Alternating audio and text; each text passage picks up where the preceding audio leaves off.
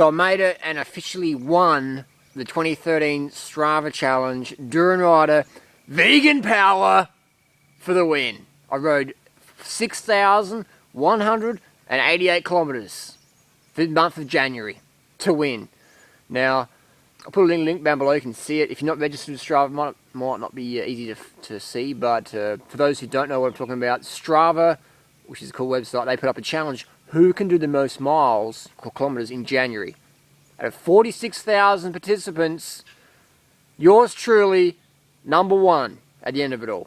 Now, funnily enough, second and third place, Jack and Damon, nothing personal against these guys, but what they did is they Strava doped. In the midnight hour, they uploaded what's called a manual entry, which means you can just make up a digit in your head. You don't have to verify it with your GPS. And they just uploaded that to try and beat me. So even with people cheating, I still won. 100% of my rides for the month of January were 100% GPS verified. Now, I've got nothing wrong with people manually uploading something for their personal documentation, but when you're in a competition, it's only fair that you 100% GPS verified every single ride, just to keep it honest. If you're going for the top 100, whatever, blah, blah, it's cool. If you're going for the win like Jack and Damon were, and they cheated to get there, or they didn't even get there, because Durianrider still kicked their ass. Vegan power. Yeah. So again, the Strava competition is no money involved, there's no prize, it's just bragging rights or whatever. But people still have to cheat. So people wonder, Harley, why do people dope for the Olympic medals? Because they need to fucking eat.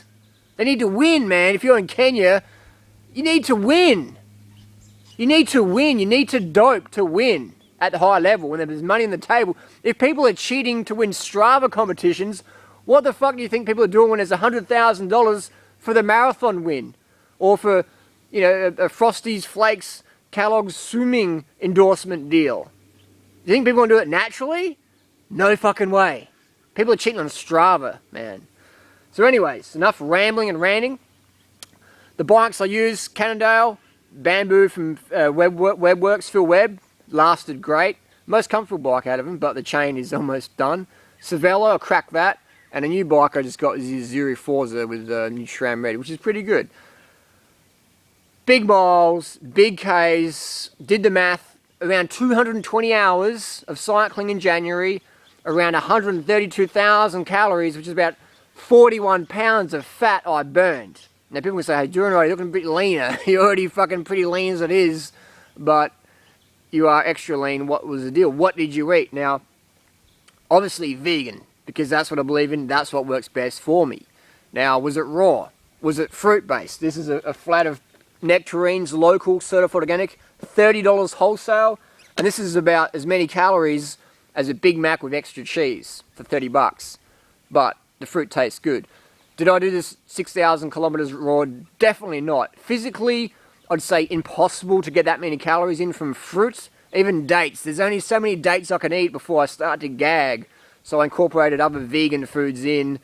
Sugar, had a lot of coconut sugar, which is technically, they sell it as raw, but it's not raw. Had some steamed rice even, some nori rolls, vegan sorbets, which are high calorie, high carbohydrate, things that are easy to eat and very stimulating for the appetite. You don't want to have things that don't, like fruit, you can't eat more fruit than you need, but with certain seasoned foods, you can keep going and going and going. But fruit is, when you want to ride 6,000 kilometers, that's not natural, that's not normal. Like, I've got so much sun exposure, you can sort of see I'm looking a bit like peeling. I even went out and bought some organic sunscreen, which I'm normally not endorsing. I normally say cover up. But I was getting up at 4:30 in the morning, getting on my bike and averaging about, 8, 9, 10 hours a day. Sometimes 12 hours a day in the sun. So, we're not designed to ride our bikes that far. We're not designed to have that much sun exposure. So you have to add in a little bit of unnatural things to get in there, to get going, to win the competition, to prove that a vegan athlete can dominate naturally. Now, caffeine, did I have caffeine? No exceptions, 100% caffeine-free, tea-free, theobromine-free. I'm not into stimulants. And I wanted to prove that, hey, My diet fucking works. I can ride 6,000 kilometers with no stimulants on 100% plant food nutrition. Carbohydrates for the win. The people say, well, what about fruit? What's around about fruit? Fruit's the best, man. And maybe if there was a mango tree in every mile, I could have done it on fruit. But we don't live in a fruity society. We live in a society where it's easier to get a candy bar than a nice flat of local organic peaches or nectarines, you know. We don't live in this fruity world, unfortunately. So obviously I had to make some vegan substitutes there to get the carbs in. And sugar, I'd definitely say the organic sugar was definitely one of my staples over the last month. Definitely rate the organic sugar. It lets you do the miles, man. It lets you do the miles. So I've lost weight, man. I've lost weight. I lost a lot of weight. And people say, isn't that detrimental getting such a low body fat? Well, here's the thing. You know, here's the thing. I'll probably start adding in more avocados and nuts to bank up my body fat levels again over February, March. So the fat you eat's the fat you wear. So by adding in some extra fat can help restore the body fat levels that I've lost. And I'm fucking lean. I'm seeing veins I've never seen before. But what I did before this January experiment is I went to the doctors, legit doctors, and got some blood tests up, like testosterone, hemoglobin, hemoglobin A1C to see how much glycated hemoglobin I had, which is very, very low, which is very, very good. What else get done? Got iron done, a lot of, you know, potassium, minerals, elements, stuff like that done, red blood cell count, hematocrit. Got these things done before I embarked on this 6,000 kilometer or 6,190 kilometer journey, just to make sure that I wasn't putting myself into the red zone. There's no point starting a big month, a big block of training if you're nutritionally deficient or if your body's run down. You're just going to dig yourself into a hole. So I made sure that my body fat levels were good, a little bit higher, because you're going to fucking lose a lot with the, you know, 222 hours of training. I made sure all my hemoglobin, everything was legit, so my immune system wasn't going to be flaking and failing down. And that's the benefit of being a caffeine-free athlete, in that you're using caffeine in training like most people do. You're digging yourself into a hole eventually. It might take a month, a few years, maybe even a decade, but eventually your body's going to go, hey, enough's enough. We can't run on stimulants. You have to get this sleep, water, sugar in. So just a quick recap on the ride. Just this video, I'm probably, I haven't had much sleep. I've probably sound like a bit of a crazy person. So my normal videos will resume soon. If you got any questions down below, post them down below. If you want to talk about food or training or whatever I did, post it down below and I'll expand on a more in-depth video. Whatever your questions, post them down below.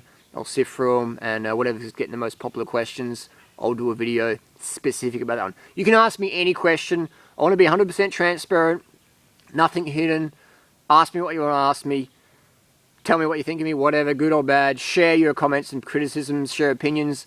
What's the most kilometers you've done in a day, in a month? And what do you think of the guys on Strava who are Strava doping, uploading fake rides to beat Durianrider vegan power? What do you think about that? I think that was freaking hilarious.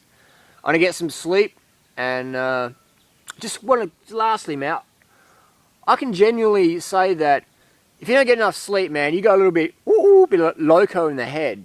And I felt that last 3 days. I was getting up at 4:30. I was getting a bit late because I had bike problems, breaking bikes and stuff like that. And so my sleep wasn't all there. And it was almost like I was on drugs. So what did I learn after 6,000 Ks? I learned sleep, water, sugar are just the key 3 fundamentals for your health and fitness lifestyle. Sleep, water, sugar. Without these 3, these are the foundations everything's built on. One's missing, boom, everything collapses. Sleep, water, sugar, they're your foundation. Get them in, however you can get them in.